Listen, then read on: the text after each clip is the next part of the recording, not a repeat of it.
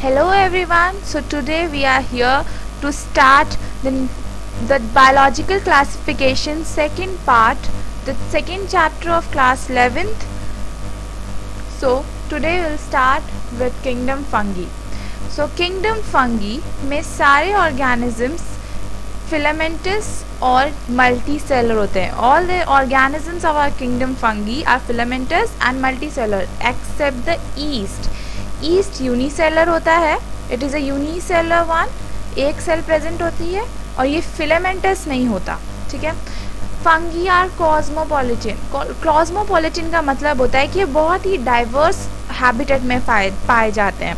जैसे कि ये डेड डिकेइंग मैटर पे पाए जा सकते हैं, एक्वाटिक हो सकते हैं, टेरेस्ट्रियल हो सकता है डेजर्ट में भी पाए जाएं. मतलब इसकी जो डाइवर्सिटी होती है ये बहुत ही ज़्यादा फैली होती है. बहुत ही ज़्यादा डाइवर्स किस्म के ऑर्गेनिजम्स होते हैं. ये सिम्बायोटिक एसोसिएशन भी शो कर सकते हैं विद अदर ऑर्गेनिजम्स. अगर एसोसिएशन हायर प्लांट्स के रूट से है, जैसे कि सपोज हमारा ट्री ट्रंक है and this is the roots and suppose the fungi is with association here, this is the fungi and ये रूट्स है इसके साथ एसोसिएटेड है, इसको हम माइकोराइजी बोलते हैं. This is termed as mycorrhizae. This is mycorrhizae. तो इससे क्या होता है कि फंगी और रूट दोनों को फ़ायदा होता है. ठीक है. इसी तरह से एल्गे का और फंगी का, जैसे ये एल्गे है suppose and this is our fungi, इन दोनों की सिम्बायोटिक एसोसिएशन को हम लाइकेन बोलते हैं.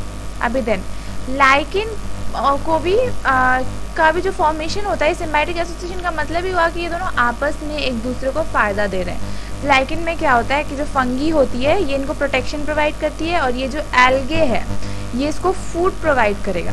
ठीक है. अभी फंगी फिलामेंटस होता है, ये देखो ये फंगी और ये हाइफे है, इसका जो फिलामेंट लाइक स्ट्रक्चर है इसको हम हाइफे बोलते हैं. ये फिलामेंटस फंगी होता है. ठीक है.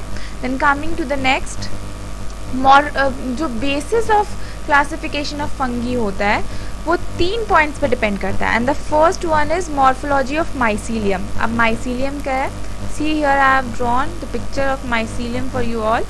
हाइफी जो हमने पढ़ा था ये एक हाइफी है, इसका जो इस तरह से कनेक्शन हो गया as it is seen here, इस कनेक्शन को नेटवर्क ऑफ हाइफी को माइसीलियम बोलते हैं.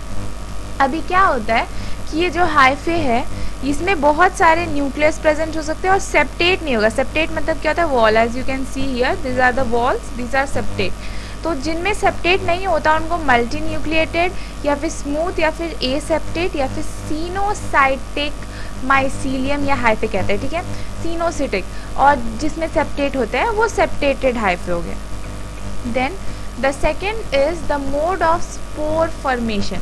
अभी फंगी जो होता है बेसिस ऑफ स्पोर फॉर्मेशन में भी हो सकता है. जैसे कि अगर स्पोर बाहर फॉर्म हो तो उसको हम एक्सोजेनस बोलते हैं, अगर बॉडी के अंदर फॉर्म हो तो एंडोजेनस बोलते हैं. अब ये स्पोर कहाँ फॉर्म होता है? तो वो फ्रूटिंग बॉडीज़ में फॉर्म होता है. ठीक है.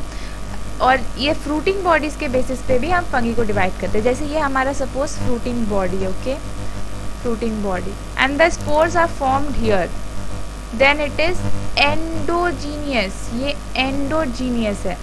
And if the spores are formed here then it is exogenous. Okay. Then coming to the next one, reproduction in fungi. Asexual reproduction तो कोनिडिया के थ्रू होता है. Conidia are the asexual spores for it. Sexual cycle में क्या होता है? ये हमारा फंगी A है and this is our fungi B. Okay.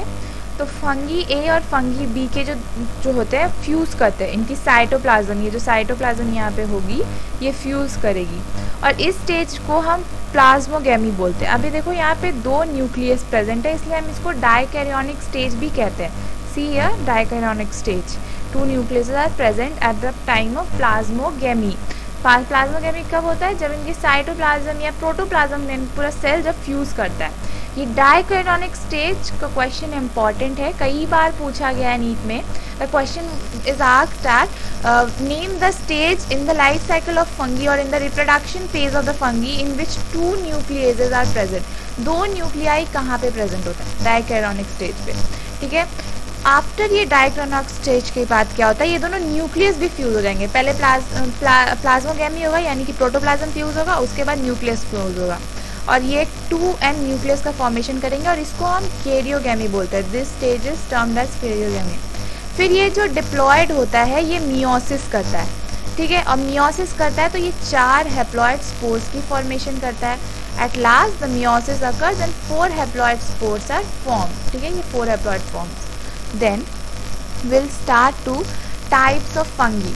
सबसे पहला टाइप जो होता है वो मायोसाइट्स फाइकोमाइसीट्स होता है and they are also known as algal fungi, phycomycetes या फिर एल्गल फंगी। अब ये जो फंगी होती है ये डेड और डिकेइंग प्लांट या वुड पे और एक्वाटिक हैबिटेट में पाई जाती है। इनकी जो एसेक्सुअल रिप्रोडक्शन होती है वो जूस्पोर से हो सकती है या फिर एल्पानोस्पोर से हो सकती है। Aplanospores are non motile whereas zoospores are motile, ठीक है। अब इसमें जो फ्रूटिंग बॉडी होती है, इसमें जो स्पोर्स फॉर्म होता है वो एंडोजीनियस होता है, मतलब अंदर की तरफ इसमें स्पोर्स फॉर्म होते हैं, ठीक है। और जो गेमीट्स होते हैं सेक्सुअल रिप्रोडक्शन के केस में वो आइसोगेमस भी हो सकते हैं, एनाइसोगेमस भी हो सकते हैं और ऊगेमस भी हो सकते हैं।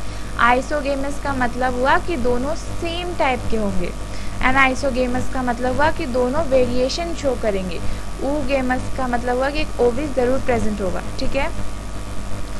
Then coming to the next one, sorry the examples are left, let me discuss that first.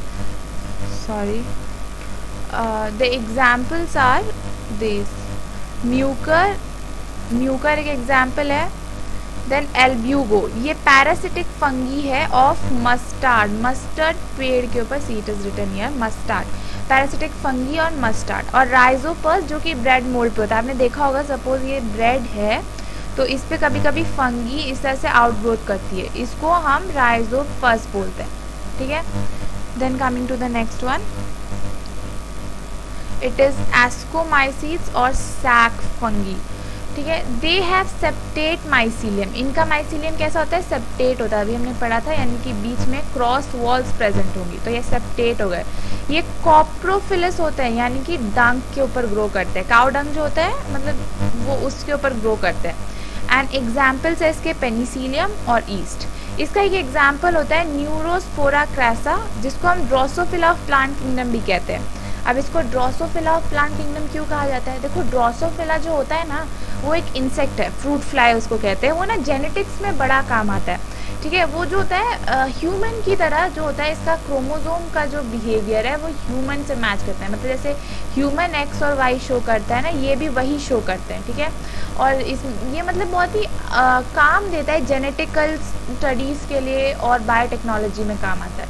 और उसी तरह से जो न्यूरोस्पोरा क्रैसा है ये एक फंगी है और ये बहुत ही ज़्यादा जेनेटिक्स और बायोटेक में काम आता है, इसलिए इसको ड्रोसोफिला ऑफ प्लांट किंगडम भी कहा जाता है। This question is important and was asked in NEET once.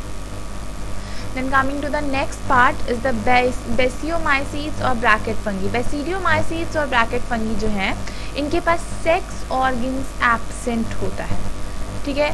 और ये क्या करते हैं, ये सेप्टेट फंगी होते हैं और इनके एग्जाम्पल्स है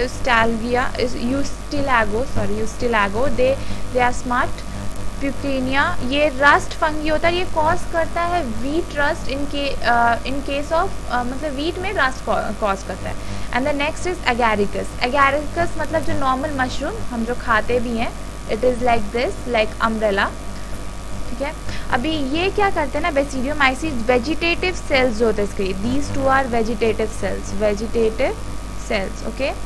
these two fuses to form a diploid basidium and after it undergoes meiosis it gives us 4 haploid spores, 4 haploid spores देते हैं, इसी तरह से रिप्रोड्यूस करते हैं। Then coming to the last part, deuteromycetes and these are also known as imperfect fungi. अब इनको imperfect fungi क्यों कहा गया, इसलिए कहा गया क्योंकि इनके लाइफ में कोई सेक्सुअल फेज नहीं होता, have no sexual phase and it only reproduces asexually, सिर्फ एसेक्सुअल रिप्रोडक्शन ये शो करता है, कोई सेक्सुअल फेज इसमें प्रेजेंट नहीं होता है, ठीक है।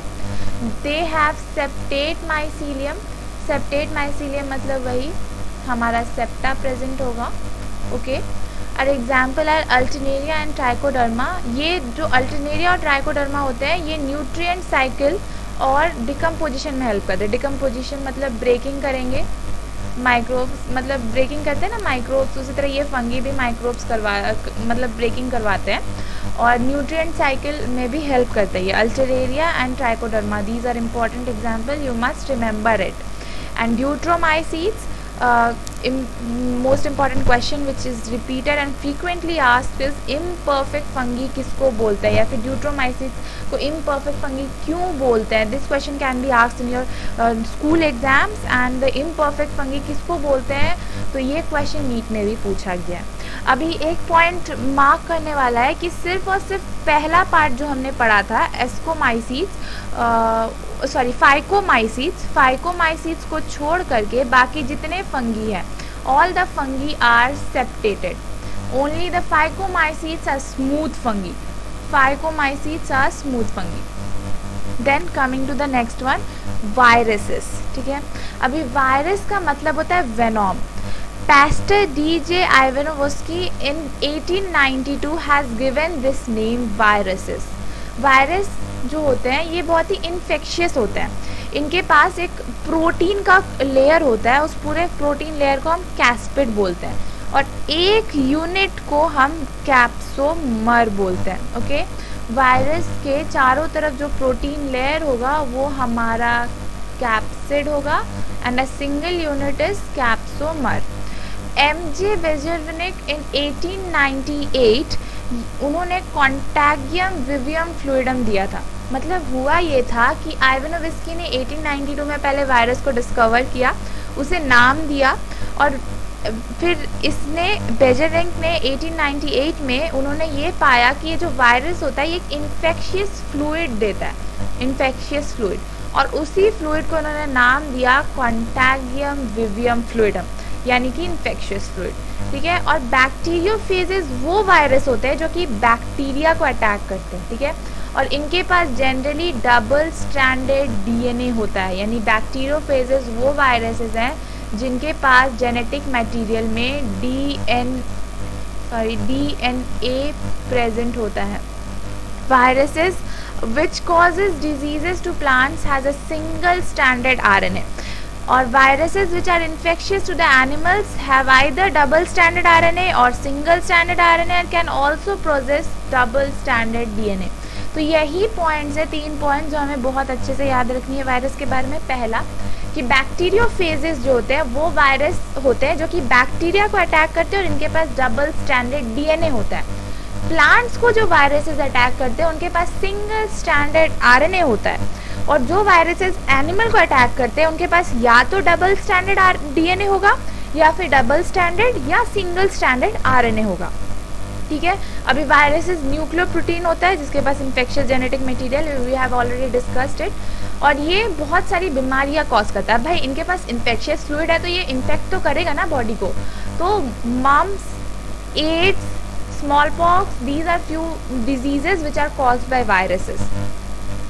Then this is the structure of virus. This is important. This diagram is particularly important for NEET. See, this is head, this is the collar. See, this region is the collar and this is the C. ये जो है tail fibers है, ये शायद ये इनकी locomotion में help करते हैं। Okay? Then coming to the next one, viroids. Viroids जो होते हैं ये smaller than viruses होते हैं और ये T.O. डाइनर इन 1971 में निकाला गया था, इसने डिस्कवर किया था। T.O. Dinar in 1971। They have free RNA and low molecular weight. ये जो होते हैं वायरसेस से भी छोटे होते हैं, मतलब just imagine viruses are smaller than bacteria and viroids are smaller than viruses. और ये जो होते हैं T.O. डाइनर इन 1971 में इन्होंने डिस्कवर किया था। I am particularly emphasising this point because from my side all the names of the scientist are important. This is the point which you have to think of. And can cause spindle tuber disease in potato, मतलब potato का spindle tuber disease viroid cause करता है। और विब्रॉइड smaller होते हैं size में और साथ ही साथ इनके पास प्रोटीन कोट नहीं होता, protein coat is absent in them, whereas viruses have it. Now coming to the next one, prions. Prions, they are infectious protein again and it is caused due to the misfolding of the protein। और ये mad cow disease होता है cattle में, वो यही cause करता है। मतलब ये जब उसके ऊपर अटैक करते हैं तो कैटल जो होती है मतलब पागल हो जाती है, एक तरह से सोच लो, मैड काउ डिजीज, मतलब पागल हो जाती है। And yes, in the new NCRT there is one more point, lichen is mentioned, so I have discussed it। lichen जो होता है symbiotic association होता है, this is the algae and this is the fungi। suppose ये दोनों symbiotic association करते हैं, ये जो algae होती है इसको खाना provide करती है and this fungi provide protection to them, ठीक है। So by this we end our chapter। Thanks for watching. Please like, share, subscribe and comment. Thank you.